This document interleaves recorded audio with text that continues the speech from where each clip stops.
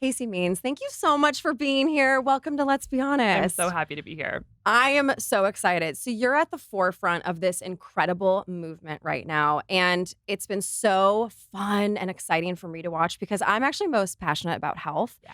And you are waking people up to the corruption of the food industry, the medical industry. And it's been incredible to see. Thank you. So I want to start for my listeners who maybe haven't heard of you yet. Tell us about your background and how you kind of started figuring out that maybe things aren't what they seem. Yeah. Well, for me, it was like I went into the medical field, such high hopes of being a doctor that could really help people heal and help improve human thriving. And, I kind of got on the treadmill of the academic path. So went to Stanford undergrad, Stanford Medical School, then trained to become a head and neck surgeon.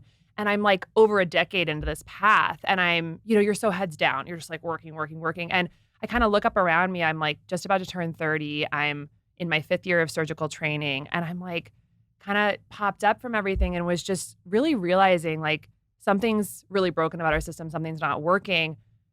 American people are getting sicker every year. Our health in the wealthiest, most resourced country in the world is getting worse every year. Our life expectancy is actually going down for the past 4 years. And we spend more than 2x any other country in the world, literally. And an average man in America is living to be 73. In Japan or Switzerland, it's 83. Like there's this tax on our health just being in America.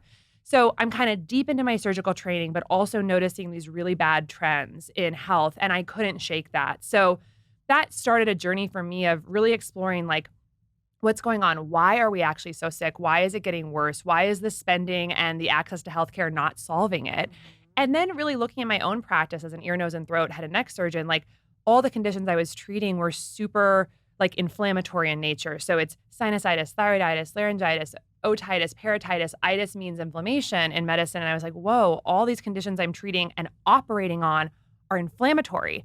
But I've never been taught to think about what causes inflammation. And of course, like on the side, I was kind of like in my earbuds, like listening to Mark Hyman and like these functional medicine doctors. And I was like, oh, like there's a lot of things in our environment that are inflammatory, but I was never trained to think about that, talk about it, look at it. In fact, when I did, it was sort of like, stay in your lane, you're a surgeon. It was like, whoa. So all of this was coming together. And finally, I pulled on that thread a little bit and tried to think like, oh, can I be kind of like an integrative, holistic surgeon? And that's not really a thing. They want you to cut. They want you to operate. That's what you're trained to do. So I left the system. I quit in my final year of surgical training after 9 years and of medical school and training. And I left and I said, I'm going to devote my life as a physician to figuring out the root cause of why we're sick. That then led me to a couple years of like deep inquiry and research. And fundamentally, as I went back to the research literature, looking at like, what are the root causes? What are the root causes? It's like, we have this fundamental issue underlying every major chronic disease in the United States, which is called metabolic dysfunction. It's this core foundational issue in how our cells work. And that's happening in most American bodies right now. It's caused by our environment. It's caused by the food system, our chronic stress, our lack of sleep, our environmental toxins. We're not moving enough. We're not getting enough sunlight. And it's sort of crushing how our cell biology works. And that's popping up all over the body as these different chronic diseases that we silo in our system, when really, if we focused on this like centralizing factor that's destroying our health, we could actually help people get so much healthier, drastically cut our healthcare costs, really improve human thriving. So that's what I've devoted my career to now over the past 6-7 years, is really evangelizing this concept of metabolic dysfunction, metabolic health. How do we track it? How do we improve it? How it relates to planetary health and our soil and our air and all these things, and how do we empower people to live their healthiest lives? So that inspired me to co-found a company called Levels, which helps people understand their metabolic data, and write Good Energy, the book I came out with this year, which is all about that topic. And I love that book, and everyone should read that book. Thank you. So I'm curious, because there are people who have been trying to get this information out for a long time now. I mean, you've worked with Food Babe. I've had her on the podcast. She's been around for 10 years, I've talked about some of this stuff in my cookbooks over the last 10 years. Why is it that people are now receptive to it as opposed to 5 years ago, let's say? Yeah. I mean, this is all like very much stuff that has been talked about for a while. You think about like Mark Hyman's been doing this for 20 years, Andrew Weil, like just Jeffrey Bland. I mean, the forefathers of all of this really getting it. And it's basically like the holistic, it's a lot of the like holistic themes that were being talked about in the 70s, Right.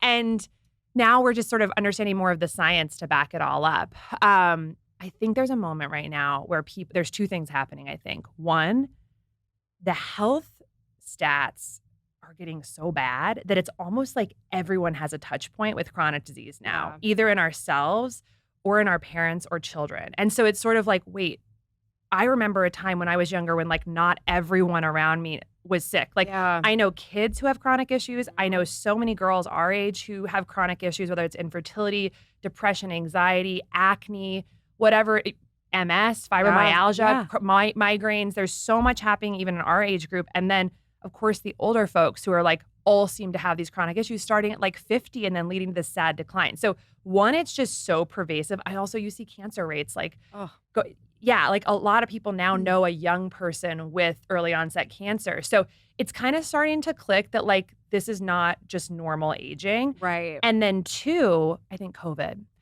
that COVID broke something open where people started to really see that maybe we shouldn't be like trusting the experts blindly. Maybe there is such deep like corporate capture of industry and honestly corruption of our medical data and information that like we have to kind of question everything. And because of how strong the pharmaceutical push was during COVID and just shoved down everyone's throats with these mandates, which just really like destroyed so many people's lives. And then a lot of the adverse effects of the vaccines and things like that was kind of silenced. You couldn't even talk about it. People were sort of like, whoa, there's something bigger going on here where like we're getting sick and no one's talking about it. And the industries that are supposed to be managing our health maybe can't be trusted as blindly as we think. And together, I think that's led to a moment where this is finally something that's like truly dominating the zeitgeist. Then throw in that there's an election happening and like this RFK, figure comes into play. And it's like, it was kind of just, I think, an interesting perfect storm of a year of let's start asking why. Why are kids sick? Why is life expectancy going down? Why is our food filled with toxins that the FDA doesn't even know about? This is insanity. Why has the vaccine schedule exploded to like over 70 since the 1986 Childhood Vaccine Liability Act? What is going on? So it's coming from a lot of different directions, but I think it's a very exciting time. I do too. Yeah. I know. I feel it so much. I feel like there's this energy in the air and the tides are shifting and like it's happening. It's finally happening. Yeah. Let's talk about YNAB really quickly. You put so much time and effort into earning money that you deserve to spend it without any stress or second guessing. YNAB, spelled YNAB, is a life-changing app that helps you do what you want with the money you have. You'll create a flexible plan for your money through the simple practice of giving every dollar a job, keeping you focused on the life you want. You'll be able to cover your mortgage and fund your 401k without sacrificing dinners with friends or that long-awaited trip to Tulum. With YNAB, you'll stop wondering where your money goes and start deciding where it will take you. 92% of users report feeling less money stress since using YNAB. The average YNAB user saves $600 in their first 2 months and $6,000 in their first year.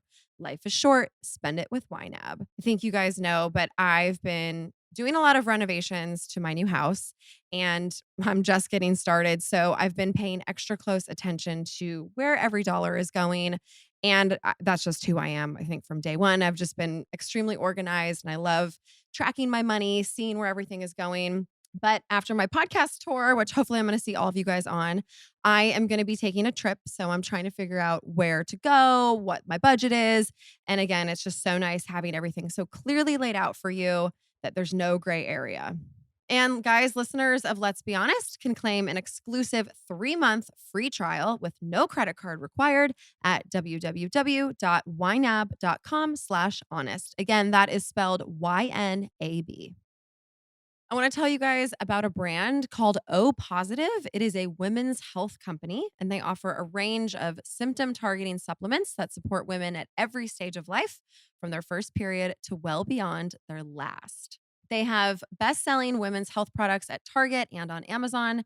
Their Urovaginal Probiotics is one of the top 5 supplements on Amazon, and they have multiple #1 products in Target for intimate care, PMS, and menopause categories. So what's so special about O Positive's products? Well, they create real, tangible results with ingredients that are backed by clinical studies and shaped by board-certified doctors. O positive is committed to breaking down stigmas and addressing issues many women experience, including hormone health, vaginal health, menopause, and so much more. Euro is a probiotic blend specifically formulated to support vaginal health. So Euro is great for balancing a healthy vaginal pH, the vaginal smell, and maintaining healthy vaginal flora. Many factors, including sex, tight clothing, sweat from working out, hormones, periods, etc., can disrupt vaginal health and lead to an imbalance in vaginal flora and pH, causing unhealthy vaginal odor and taste, abnormal discharge, and discomfort. You guys know how much I love probiotics. I think they're so great for you. And so vaginal probiotics make so much sense to me as well. So guys, take proactive care of your health and head to opositive.com/honest or enter honest at checkout for 25% off your first purchase. That's opositive.com/honest for 25% off. It's a new year. Spring will be fastly approaching. And I don't know if you guys are like me, but I love nothing more than a closet spring clean out and just a nice little refresh of the wardrobe. So with a new year comes a new opportunity to reimagine ourselves and, more importantly, our wardrobes. This year, I'm resolving to refresh my look with quality pieces and stay on budget. And thanks to Quince, I can do that. I think everyone needs Quince's cozy Mongolian cashmere sweaters from just $50. And there's no better workout motivation than some new activewear. Their moisture-wicking bras and leggings are designed to move with you during your workout. However you choose to refresh your look this year, all Quince pieces are priced 50 to 80% less than similar brands. Yes, you heard that right. 50 to 80% less. I've talked to you guys about Quince before. This winter, I was living in their sweaters. They are so cozy.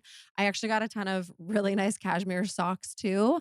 I just always like being super cozy, and Quince is great for that, in addition to all of their really cute fashion pieces as well. Upgrade your closet this year without the upgraded price tag. Go to quince.com/honest for 365-day returns plus free shipping on your order. That's QUINCE.com/honest to get free shipping and 365-day returns. Again, that's quince.com/honest. Happy shopping. Okay, let's talk about the food industry specifically. And let's start with chemicals in and on our food, because I think it's important to remember, while you and I sort of like live and breathe all of this information, a lot of people, this is the first time they're going to be hearing about this. So let's just break it down for everybody. What types of chemicals are on our food and in our food that we should be looking out for that are harmful? Well, I think the first thing to know is that since just like World War II, and really more since the 1970s and 80s, when a lot of the tobacco companies were starting to actually acquire processed food companies, as like favor for cigarettes went down, they realized like, oh, we need to create a new industry of addiction. And so they bought a lot of the food companies, and that's when processed food started to become really addictive and ultra processed. That was the 70s and 80s. So kind of the first wave of ultra processed food was the 1940s, and then really the 1970s and 80s. And now we're in a situation where almost 70% of our calories come from ultra processed food. So this is food that is unrecognizable from nature, made in a factory, often has 10, 20, 30, 40 ingredients. And it's something that our human bodies have never throughout evolution ever had to deal with. It's foreign, and it's making us astronomically ill. So many of our calories are ultra processed food, which is basically just taking like synthetic and or highly modified building blocks and putting together a frankenfood that kind of looks like food, but it actually doesn't have really very many natural components at all. So that's number one. The majority of our calories are ultra-processed food. The second piece is that there are somewhere between 4,000 and 10,000 chemicals that can be added to our food in the United States, which is vastly more than pretty much any other country in the world. In Europe, that number is like 400, and they're highly studied. So, who knows kind of whether this is like nefarious or not. But I think ultimately, from some of the recent articles you're reading about the FDA, like they honestly just don't have the bandwidth to even regulate all of these chemicals that companies are proposing to put in their food. So the leniency on what's allowed is just astronomical and so bad, because fundamentally companies, private industries are the ones who are deciding what goes in our food. And ultimately they're beholden to their investors, their shareholders. They're not beholden to human health. And so there's just a misalignment of incentives. So Right now, if you just go on the FDA website, there's 4,000 chemicals listed on their website that are allowed in food. Other estimates think it's more like up to 10,000. Wow. And a lot of these are known toxic chemicals like acetone and butane and formaldehyde. It's crazy. So that's like what's going into our food, basically because for some reason, whether it's preservatives, emulsifiers, colorings, flavorings, that's the cheapest way to make this, frankenfood seem like real food. It's a lot cheaper than actually like taking a blueberry and having an extract from it and putting it in a food. Just create a synthetic chemical, pour it in, and they're not being held accountable. So that's one. The second is that even on our real whole foods that come from the ground, they're just being sprayed with the pesticides, the synthetic pesticides. And right now in the U.S., we're spraying 1 billion pounds of synthetic pesticides per year on our crops. 99% of American farmland is conventionally grown, so meaning it's sprayed with chemicals. And glyphosate, which is the most common pesticide used in the United States, which is Roundup made by Monsanto, it, by the World Health Organization, is considered a probable carcinogen, a cancer-causing substance, and it is in all of our food, basically. So you've got the raw materials, like the whole foods that are being covered in glyphosate. And then you've got the processing that happens at the factories to create frankenfoods, which has food additives that can be toxic to make them taste like something that we would recognize. And so that's kind of the crux of the issue. And up until basically this year, you were kind of considered like a weird, crunchy mom or, or like someone fringe for talking about it. But thank God for Vani Hari and others, RFK, who are actually bringing this to the forefront.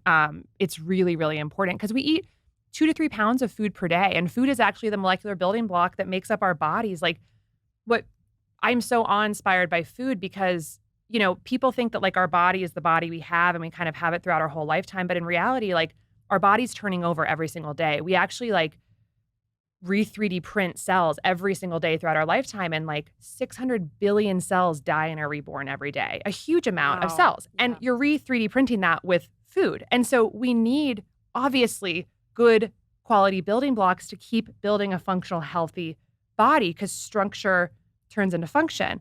But right now, the building blocks we're putting in are just like this crap. And then it's on top of that, there's toxic additives that hurt our cell biology. So that's where we're at. Oh, God. And then you talked about Monsanto. Let's talk about GMOs. Yeah. What are GMOs for people who don't understand or who don't know, I should say? Genetically modified plants are plants seeds that have been developed that essentially have genetic modifications that make them impervious to being killed by certain pesticides. So you might have Roundup Ready corn, which is genetically modified to have the plant not be killed by this killing chemical. So the chemical kills the pests, but not the plant. If you think about what is a pesticide, side is the suffix that means killing. It's a killing chemical. And to allow the plant to not be killed, we have to genetically modify it. So if you're eating a genetically modified plant, like often it's because they wanted to be able to spray it with poison and not kill it. Like that should set off some red alarms, right? And one fact that I found in my research was that 20% of all suicides globally are done by ingesting pesticides. So people say, these are safe for human consumption. It's totally fine. That's settled science. This has been debunked. They're problematic. All those words that people use to like silence conversation. Gaslighting. Total gaslighting. Especially gaslighting of moms. But in reality, first of all, a lot of these scientific papers are ghostwritten, bought off papers by industry. There was a huge lawsuit. One of the largest, Monsanto has gotten some of the largest fines ever from lawsuits about their products. So it's not settled science. And part of the discovery for this Monsanto lawsuit was they had to release information that basically showed they ghostwrote papers about the safety of glyphosate. So, we just need to remember that, first of all, we don't want to be eating plants that have a killing chemical on them, obviously. And two, we are completely connected with nature on every level. Again, we're constantly turning over our cells. We're getting new building blocks from our food. We're shedding, pounds and pounds of skin cells per year and gut lining cells. So we're in constant turnover with the earth. So even if they were safe for human consumption, which they're not, if we're destroying the biodiversity of the earth with these chemicals, we're a reflection of the earth. Like that's what we've kind of forgotten. Like we're totally connected. So even if we were just damaging like the life-giving capacity of earth in an effort to just like wipe out all these pests, it still wouldn't be good for us on that, I think, more energetic and honestly like spiritual level. Yeah. So we've got regenerative agriculture fortunately is, really making it's been going on forever. It's really indigenous agriculture, but fortunately it's becoming more part of the like common like lexicon, I think now. And people understand that like actually there's patterns to nature and there's ways that we can work with nature and agriculture to have it thrive rather than just to dominate and suppress things we don't like about it. So absolutely. Yeah, it's beautiful. Yeah, it really is. Okay, and then I want to talk about plastic. So, because I think that's one area people still don't understand how harmful plastic can be. So, what should people be doing? Getting rid of all of the plastic in their houses, right? Unfortunately, but I know it's such a tough to our one. Bodies. I think it's doing a lot more than we understand. And I truly think that 100 years we're going to look back and we're going to be so devastated and horrified by what we did to bodies on the earth with plastic. Just to share a little bit about like what we're starting to learn about plastic. So every human organ that has been studied in like autopsy type studies, every human organ has plastic in it, every single one. And there was actually a study that looked at human placentas, and they looked at a bunch of placentas after delivery and looked at them under the microscope, and 100% of placentas in the study now have plastic in it. It is. Yeah. Other research that showed that this was one study, but when they looked at brains of deceased people, 0.5%, so half of 1% of the brain by weight was microplastics. Wow. Isn't that hard to believe? Yeah, and honestly, it makes me sick. It makes you sick, right? Yeah, it it's really like does. we're like converting to plastic. Yeah. And this is just the beginning. Plastic's only been around for 100 years commercially, and we've already produced 6 billion tons of it, and it doesn't really degrade well. And so then more recent research, oh my gosh, this one was absolutely wild, but they took plaques, like heart blockage, like plaques and arteries. They can form in your carotid artery, which is the blood vessel that goes from the heart to the brain to supply your brain. And there's this procedure called carotid endarterectomies where you can actually go in and take the plaque out of the carotid. So they took the plaques out and they looked at them, and almost 70% of the plaques were basically filled with microplastics. Wow. So now our heart and cardiac plaques and vascular plaques, that cause heart attacks and strokes, now have plastic in them. And they found that for the people who had plaques taken out, the ones who had plastic in their plaques, even after the plaques were taken out, had about a 4 times higher risk of death over the next 5 years. So something about the fact that they had a higher plastic burden in their body led to higher. So even after the surgery. Now, what I'm concerned about is that not only do our current medications for chronic disease not work very well, they don't solve the issue. We are going to be entering a new era of medicine where our current surgeries and pharmaceuticals are going to be rendered impotent in the face of plastic-related diseases because the mechanism of action of the meds we have don't affect plastic. So if you have a heart blockage that's not just plaque, but it's plaque and plastic, what's the plan? Wow. Right? We're going to need a whole new field of plastic-based medicine. And people are talking about like, how do you detox it, this and that. But like, can you detox plastic? I'm sure I've talked to people who have ways of thinking about like with sauna and different liver binders and things like, but I'm not an expert in that. I really hope that we can. Yeah. But this is going to be a tidal wave over the next 10 years. We've also, getting back to metabolic health, which is fundamentally focused on like the mitochondria and how our cells make energy, we've found nanoplastics in the mitochondria. So not just in tissues, but in cells, and not just in cells, but in specific organelles inside of cells. So I always think about metabolic health as like, it's how we create energy in the body. It's how we power our cells. And so fundamentally metabolic dysfunction, which is affecting 93% of American adults now, it's about less energy production in our body. So it's fundamentally about decreasing your life force. That's what this is. Right. We're like dimming, and plastic is contributing to that. Wow. And hormone disruption, which we didn't even talk about. Well, but let's talk about that. I want to talk about, because young girls now, you've said that they're going through puberty way earlier than they ever have before. And I even just see this in my group of friends, because with kids. But mainstream media is ignoring that. Why? I mean, why is that? Well, what they're doing is they're saying, like, I'm thinking about like the Washington Post or New York Times articles that have come out that's like, girls are going through puberty way early and scientists have no idea why. It's like, what? Like, it's just, it's so weird. You know, I mean, it's not, we kind of all kind of get what's going on here, but there's corporate capture, just to spell it out. There's corporate capture of media. But fundamentally, I think that is very multifactorial, of course. There's a lot of things about our environment now that are estrogenic and that are going to create a hormonal milieu like earlier in a body that may trigger puberty. And so some of the things that are estrogenic is like, one is obesity is just estrogenic. So if we have more fat, we're going to make more estrogen in the body, both in men and women. And so because fat has a enzyme on it called aromatase, which converts testosterone to estrogen. And women have a ton of testosterone too. And so it's like fat around your midline specifically, which is visceral fat, which is the more dangerous fat related to metabolic dysfunction. That fat is hormonally active. No one, people. I had no idea. It's so interesting. Like Ben Bickman, wonderful scientist, metabolic scientist, says like basically fat around the midline of a man is like a giant ovary. Wow. Right. It's crazy. That's alarming. It is. Yeah. And so that one is just the general obesity caused by lots of different factors, the food system, the toxins, lack of sleep, lack of movement, all these things.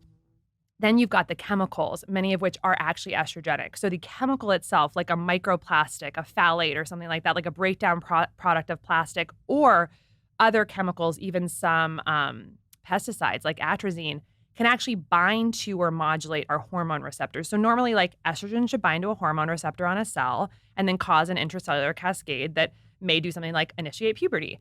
But imagine if there's all these other things that can bind that receptor, like a plastic or a pesticide or things like that. So it's just an overwhelm. And the body has the ability to manage some level of toxic exposures, but when it's every day from the air, food, water, soil, furniture, toys, everything, it's just our current healthcare crisis across children, adults, and the elderly is representative of our cells being crushed by the cumulative burden of all the different elements of modernity that our cells can no longer cope with. So you mentioned the air.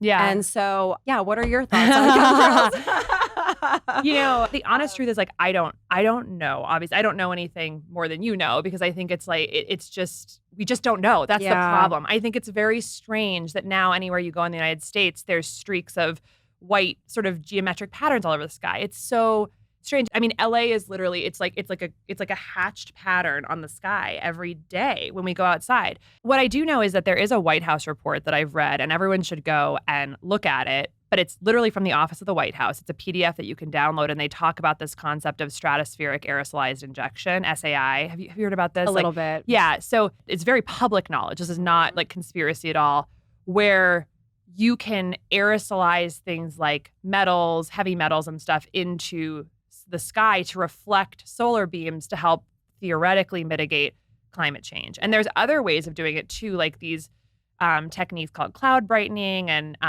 they've even those figures in that exact report, like mirrors that we can put up in essentially up in some level of our atmosphere, and it can reflect like solar rays. The idea, you know, just good faith intentions here. Like, the idea is to like help mitigate climate change. I don't think it's the right solution, because obviously we should like focus on regenerative agriculture, which like captures tons of carbon before we do all this crazy stuff that interferes with nature. But we know that SAI is something that the government's pursuing, and it's essentially aerosolizing things like heavy metals to reflect the sun. And so the theory is they're spraying all of this in our skies, which is then coming down onto us and in our soil and everything else. Well, I don't fully know if that's a program that has been enacted, but it's something that's an active area of research. Okay. So that's what I know. Yeah. And so, you know, of course you sit there in your yard looking up and you're like, what is happening? Because I don't think we would necessarily have the full story if it was more to like protect humanity, but people would not be in favor of it. Like, would they really? I don't know. So it really makes me, I mean, I think that this gets down to the fundamental point is like, we should be able to have transparency and ask questions about what's going on. And exactly. Yeah. I mean, you could never 4 years ago have this conversation at all. But yeah, I agree with you. Well, and you know, it's the same thing with vaccines. You said earlier that you thought COVID is sort of turned the tides. And I agree with you. I think pre-COVID, you could never talk to someone about a vaccine injury or even go down that road, where now people are definitely more open to it. Yeah. So I'm just curious from you, what do you see as far as corruption goes in that specific industry? Yeah. Again, not really my academic like area of expertise, but just as like a person who loves to ask questions. And, I think what really bothers me, a couple things. One is the 1986 Childhood Vaccine Liability Act, which is the inflection point when we saw a huge explosion of the vaccine schedule. And this bill was purportedly to allow vaccine companies to basically have more freedom to develop potentially quote unquote life-saving medications without having to just be constantly dealing with like litigation. So they created a fund that's a no-fault payout fund for people who report vaccine injuries. So they separated liability from the people manufacturing to essentially like a no-fault fund. So we created an industry that has full legal immunity for any harm and wrongdoing. And to me, as just a person, a future mother, I'm like, this feels insane to me. Why would an industry that, first of all, funds a huge portion of our media, has the highest lobbying spend of any industry, and actually has medications that are mandated for kids to do basic activities like go to school or camp, has full legal immunity for wrongdoing or death? And if you just literally open the packaging inserts from the companies and look at like what are the risks or contraindications or side effects, like there are real, no matter what you think about vaccines, there are real side effects. Every medication has side effects. So, but they don't have to really think about it or worry about it. And I'm just like, that's not a world I really want to like, that's scary to me for sure, especially given our culture around silencing of conversations of asked questions around medication. So number one is I think that act is fundamentally really problematic for American consumer safety. And that's why I think RFK is really interested in like re-examining that, because he's a lawyer. He's a lawyer who has spent his career fighting against corporate corruption, against essentially human interests. And so that's one. I mean, and then as you go down the road and the rabbit hole, like I look at some of the just truly what I think is just like batshit crazy, which is like with certain vaccines. First of all, the fact that we lump all vaccines together as if they're all the same. Like there's everyone is kind of different. But like Hep B, for instance, this is the one that was kind of like my gateway to being like asking a lot more questions, was just as I think about having kids and thinking about, okay, first day of life, you have to decide what you're going to do, and looking into Hep B. And I really love the book, The Vaccine Friendly Plan by Paul Thomas. And he talks about like, basically if pregnant women are tested for Hep B, and Hep B is a sexually transmitted disease that's spread by sex or intravenous drug use. And it is given, based on the CDC schedule, to every newborn in America unless you opt out. In the hospital. In the hospital on the first day of life when this baby is so tiny. Yeah. That vaccine has formaldehyde and aluminum in it. It just does. You can look at the package. Yep. So there are babies who have virtually zero risk, and getting the vaccine does not help other children. It's not about like herd immunity, who are getting a medication which will have some percentage of side effects and harm. So you're going to take perfectly healthy babies, and some percentage will have a problem and may have never needed it. Like, we're talking about human lives here. Like, to me, that is crazy. And I think it's fundamentally like we have silenced nuanced discussions about these things. I think because there's this fear based on the public health agencies that like Americans are too dumb to have a nuanced discussion about healthcare. So we just have to say, we have to get you on the treadmill, get you on the schedule, day one in the hospital. And I mean, to me, that's just like dystopian. So then you go through like a gateway, like thinking about the Hep B vaccine, and then you start to like learn more about some of the others, and just kind of looking at like what, happened with COVID and like the mandates, and just so many lives destroyed by, these mandates. And I just think we have to have a more nuanced conversation about this, and we've got to get the corporate capture, the corruption, and conflicts of interest out of our science and media so that we can have like real discussions with full information about this. So that's what I'm hoping for. But again, it's not like my area of focus or academic, but as just a person and a physician and a future mother, I'm like, this is crazy. We need to be able to have the conversation. Yes.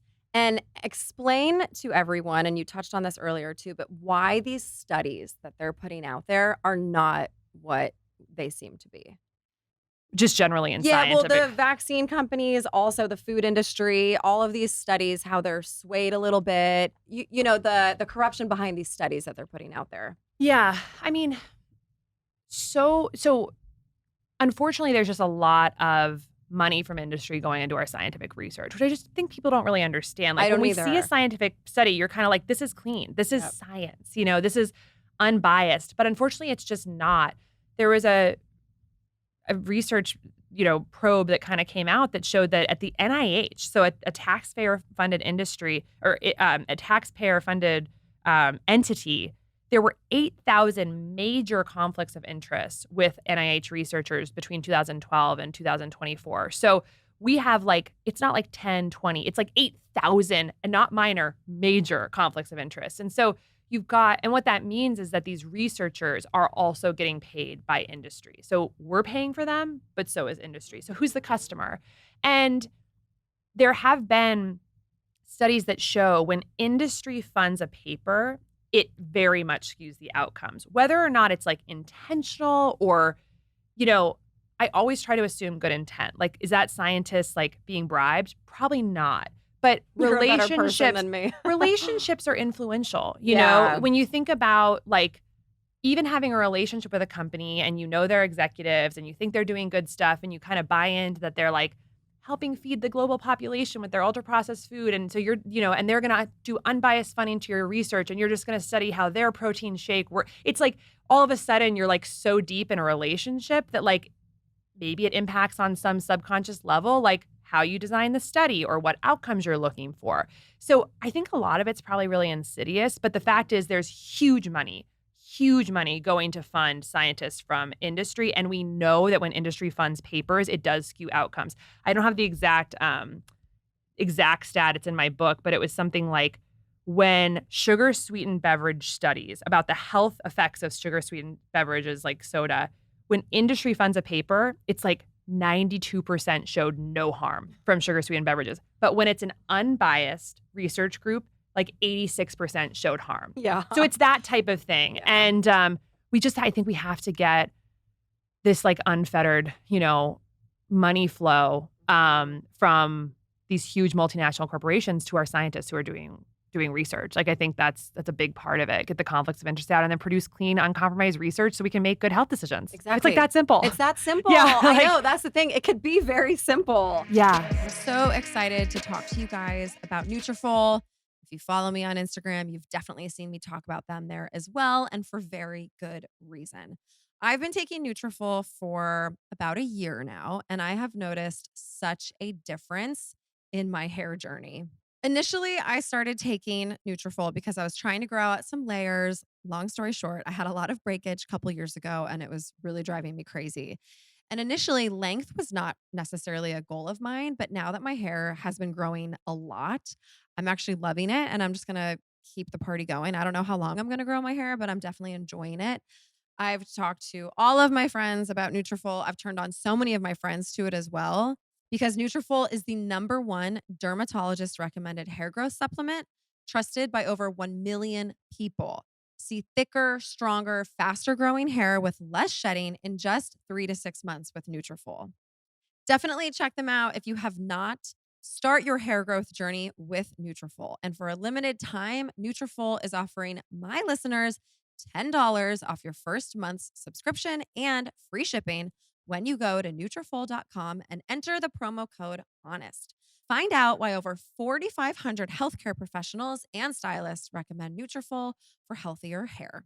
Nutrafol.com, spelled Nutrafol.com, promo code HONEST. That's Nutrafol.com, promo code HONEST. I love the brand Symbiotica so much, and I'm really excited to talk to you guys about them today. You guys know I'm a bit of a health nut, and I only like taking top tier supplements. That's why I love Symbiotica. I actually just started taking Symbiotica's magnesium L-threonate. It helps me so much with my sleep, focus, memory, and it comes in these little convenient liquid pouches, which is perfect for when you're on the go or traveling. Their products make it so easy to stay healthy and feel good.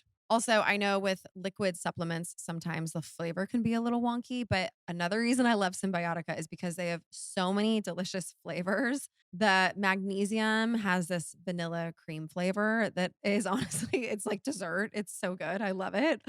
And like I said, what's so great about Symbiotica is the quality of their products. They're free from seed oils, preservatives, toxins, or artificial additives, which are usually found in supplements. So you're only getting the good stuff your body craves. And with their advanced liposmall absorption technology, nutrients are delivered safely and efficiently so your body gets what it needs right where it needs it. And just to make life easier, their convenient monthly subscription service helps you never run out of your health boosting essentials. I actually have a bunch of different subscriptions for them. So it's a nice way because it's one less thing that you have to worry about. High quality, holistic wellness right at your fingertips. Be present and feel your best for life's most memorable moments. Go to symbiotica.com/honest for 20% off your order plus free shipping today. Again, that is symbiotica.com/honest for 20% off your order and free shipping. All right, guys, let's talk about Ritual. You've heard me talk about them many a times before because I love them so very much.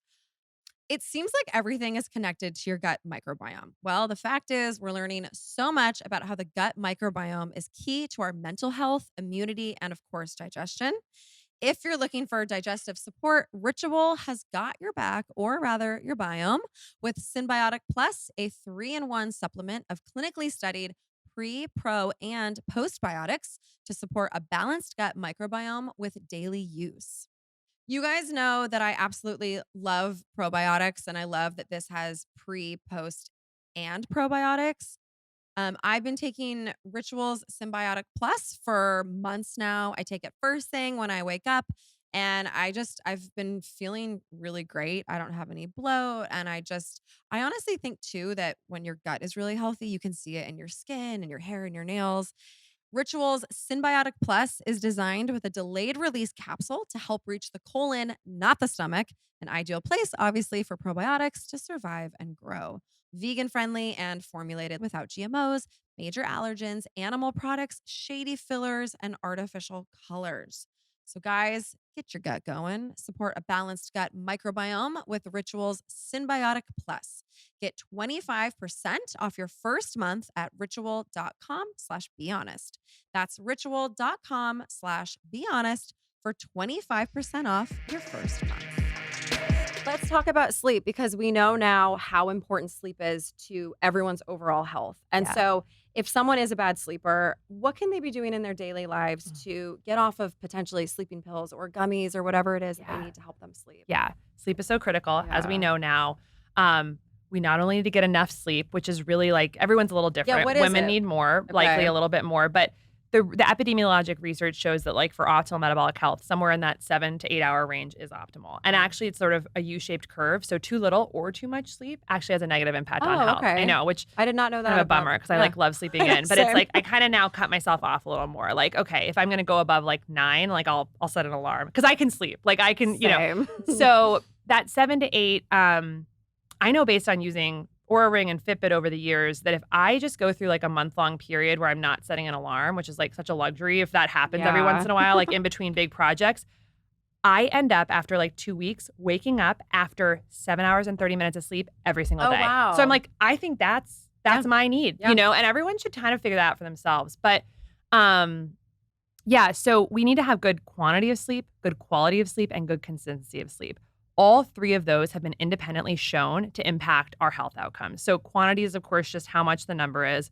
Quality is like how much deep sleep, REM sleep, how much time asleep you actually are spending while you're in bed, because a lot of people are awakening a lot throughout the night. If you have sleep apnea, you're waking a bunch. So we want it to be like really good quality sleep. And then consistency is whether we're going to bed and getting up at roughly the same time each day, which has always been the hardest one for me. Circadian rhythm. Exactly. So things you can do. I would say, first of all, a good night's sleep starts in the morning.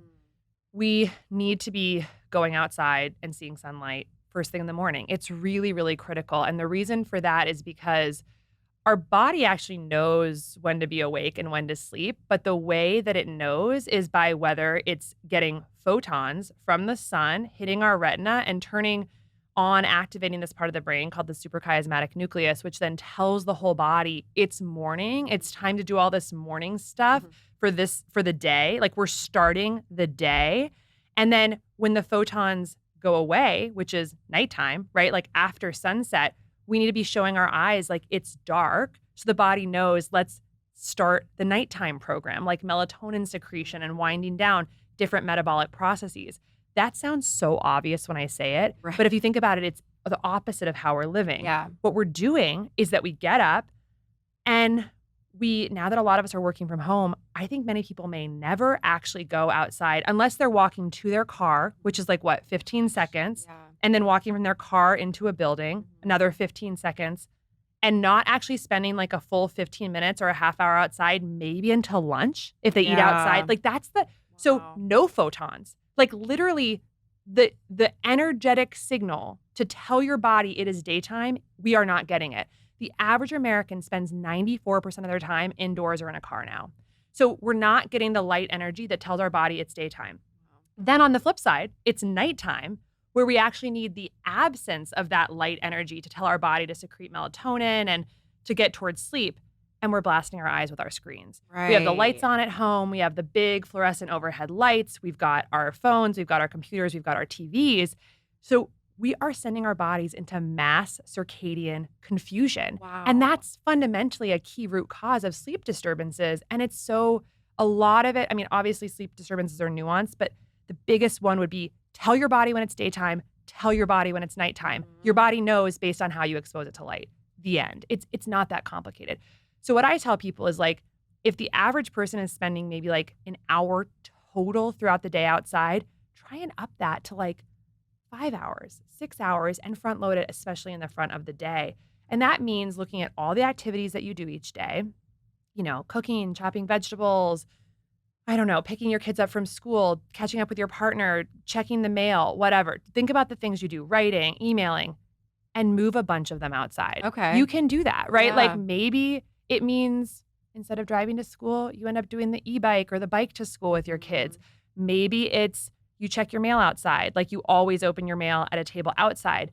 Maybe instead of chatting in the kitchen with your partner at the end of the day, you guys just always take a walk.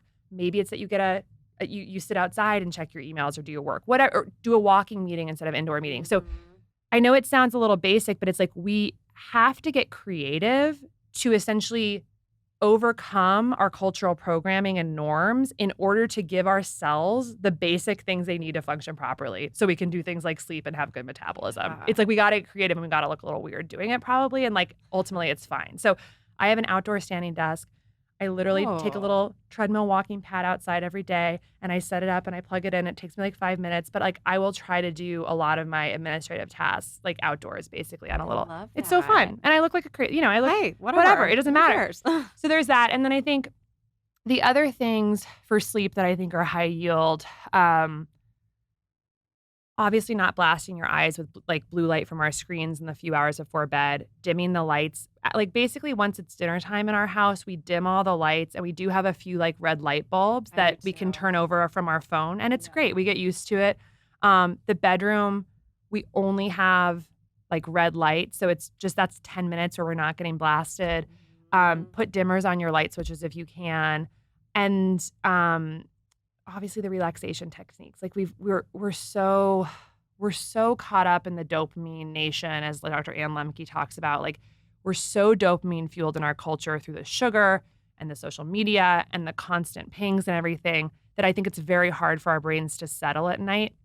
So I think it's actually just like a bigger question and conversation around like how do we on a much bigger level like unhook from the dopamine like just drug drip that we're on in a modern American culture and like finding a way to unplug from that. And I think it can seem like insidious for some people because like, oh, I just read the news because I want to be informed. It's like, are you reading the news because you want to be informed? Or are you reading the news because like the entire news platforms are actually intended to addict you to check it all the time? Right. There's two different things. Yeah. So like just kind of really examining like what's our relationship with all the stuff that's keeping us activated, fearful, and like seeking versus just like being able to rest and truly profoundly relax and feel comfortable, like putting it all aside and going to sleep. I think that's part of it as well, especially for I think women who are like have a million things they're thinking about all the time, and like how do we actually like self-soothe in a really big way, you know?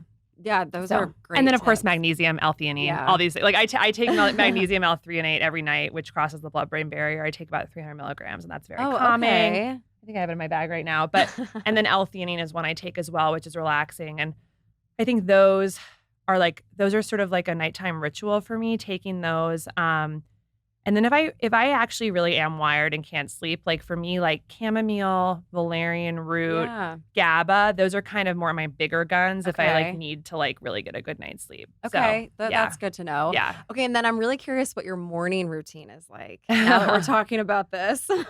Yeah. So for me, I mean, I really try and get outside like first thing. So I like get up, and as I'm brushing my teeth, I like open the front door, I walk into the front yard, I look at the sun, I like try and express some gratitude. Are you grounding too? Oh yeah. Feet in the grass. On the grass. Like just taking that moment in the beginning of the day to be like, I'm so grateful to be here. I'm so grateful that there's a sun in the sky, and like just kind of like try to start the day with sunshine and gratitude. And often that's literally while I'm brushing my teeth, because that's like 3 minutes. So I'm, just go out and do it. And my morning routine these days, often I'll make my little morning drink, which for me right now, it changes around, but I'm off caffeine right now because I feel like it's not great for the hormones. Yeah. And I was like feeling a lot of midday crash. So I've moved to matcha, which I love. And I have a milk frother, and I do matcha, like A2 grass-fed organic milk, a scoop of creatine, a scoop of collagen, a little bit of allulose, and I froth that all up, and then I pour it in a cup, and then we take a walk around the block. Amazing. So like a few steps, a nice drink that I look forward to, and some sunshine. And then try to meditate at least for like 10 minutes. There's a Joe Dispenza meditation that I love so much called Tuning into New Potentials. And then kind of get started. And I can kind of feel like anything can happen. Yeah. One day my mornings will be like that. They're not coming. Like this every morning. I'm pretty like this is making it sound like I'm more on it than I am. It. But no, I love it changes day to day. And I don't have kids yet. I bet, just wait. It will change. It's coming. Yeah. That's what I mean. When my kids are out of my house, I'm like, that will be my everyday morning. I can do it on the weekends and stuff, but yeah, my mornings are hectic. I bet. Okay, what else can we be doing in our daily lives if this is the first time people are hearing this information and they want to change everything? So what can they be doing as far as the food goes? Other ways just to implement healthy routines to feel better and live better? Yeah. And not to plug my own book, but read Good Energy. It's really, it's great. I do feel like it's got a lot of this sort of like, if you're really, really wanting to like make the big changes, it's kind of got it all in there. But for me, honestly, one of the highest leverage things I think people can do to get started, and it's going to sound a little like maybe basic or weird, but is like start shopping at the farmer's market if you can, for as much of the year as you can. I know you can't do it necessarily in the winter, this and that, but the reason for this is because it's like a triple, quadruple whammy. Because one, you're outdoors and you're walking while you're shopping. So you're getting sunlight and movement.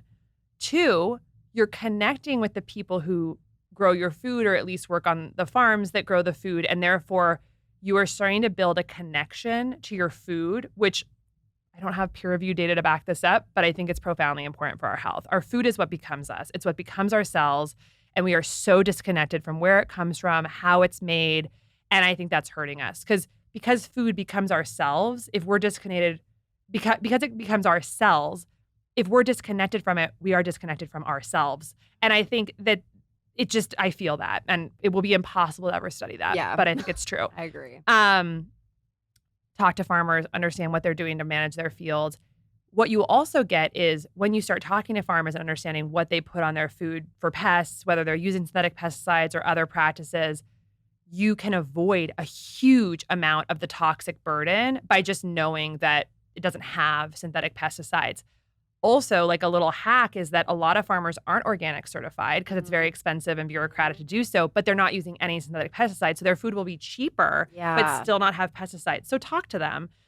Buy the stuff that's on sale in bulk and then freeze it. Like it does not need to be more expensive at the farmer's market.